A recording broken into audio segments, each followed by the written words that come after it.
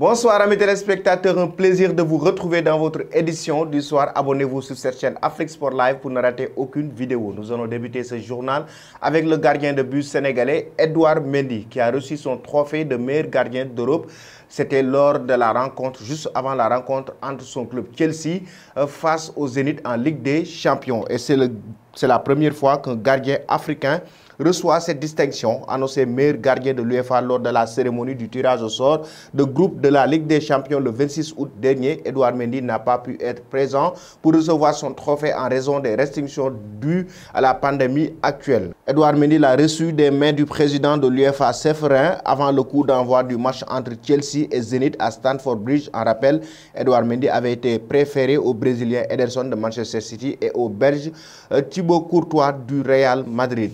Toujours en Ligue des Champions, le FC Barcelone a été lourdement battu par le Bayern Munich sur un score de 3-0 pour le compte de la première journée de la Ligue des Champions. Le Barça, actuellement en reconstruction, a été encore une fois laminé par les Bavarois et l'entraîneur du club catalan, Koeman, a reçu un ultimatum venant des dirigeants du club blaugrana après la large défaite d'entrée contre cette équipe du Bayern Munich en Ligue des Champions. Juan Laporta et les poids lourds de la direction du FC Barcelone se sont réunis pour faire l'état des lieux. Le lien de confiance s'est rompu entre les deux hommes et c'est Koeman qui risque d'en faire les frais. Selon une information communiquée par le site du quotidien Sport, il aurait 3 matchs pour prouver qu'il mérite encore de cette responsabilité. Autrement, il se verra indiquer la porte de la sortie.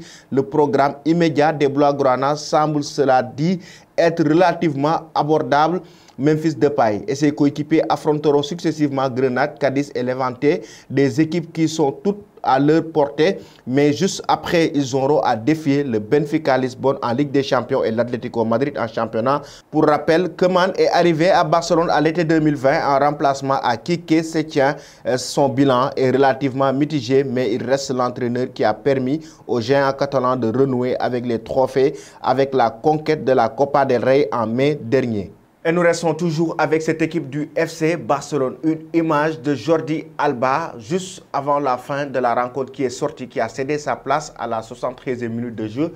Le latéral espagnol était quand même très fatigué et selon certains médias, il a été en tout cas victime d'une blessure avant la rencontre. Mais aussi, durant ce match, Jordi Alba était quand même blessé selon plusieurs médias. Koeman et Alba ont pris la décision de commun accord alors que le quotidien Sport estime que de son côté, le coach néerlandais a poussé Alba à disputer la partie. Quoi qu'il en soit, le choix d'aligner le latéral espagnol pour cette rencontre fait polémique depuis hier soir. En effet, le défenseur du Barça n'avait pas pu s'entraîner la journée de mardi. Souffrant de fièvre et d'intenses douleurs au ventre, Jordi Alba n'était donc pas franchement en état de disputer la rencontre, mais l'a quand même disputé jusqu'à la 75e minute de jeu de céder sa place. Avec des images sur le banc qui ont sérieusement inquiété Jordi Alba, exténué comme jamais, affiché le visage de très mauvais jours, et alors que Koeman est déjà en danger sur le point de vue des résultats. Les critiques n'ont pas manqué de fuser depuis hier soir, notamment sur les réseaux sociaux, dénonçant une décision très peu raisonnable.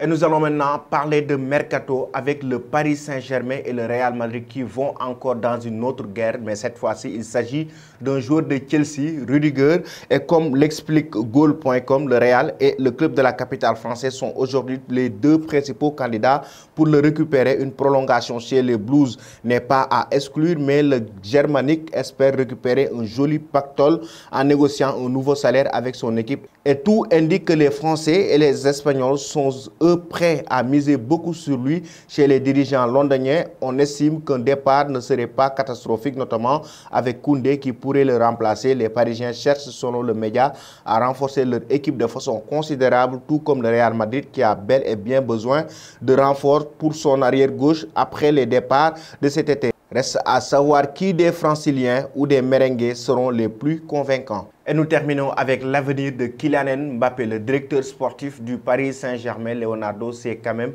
exprimé concernant l'avenir de Mbappé, mais aussi l'offre que le Real Madrid a formulée il y a de cela quelques semaines pour pouvoir décrocher le joueur français. Interrogé ce mardi soir par Canal+, Leonardo, le directeur du PSG, est revenu sur l'épisode de la tentative du Real Madrid de recruter Kylian Mbappé dans les derniers jours du mercato estival. Le Brésilien n'a pas caché son mécontentement tout en laissant entendre qu'une prolongation était toujours possible. Le fait qu'il reste, c'est la seule nouvelle qui pouvait se passer. On n'a jamais pensé à faire tout ça sans Kylian Mbappé. Vous savez l'histoire, on n'était pas content du comportement du Real Madrid, a affirmé Leonardo, qui n'a pas hésité à tacler sévèrement le club merengue. Arrivé la dernière semaine du mercato, commencer une négociation pour un ou des meilleurs joueurs au monde, on était clair par rapport à l'offre qu'ils ont faite.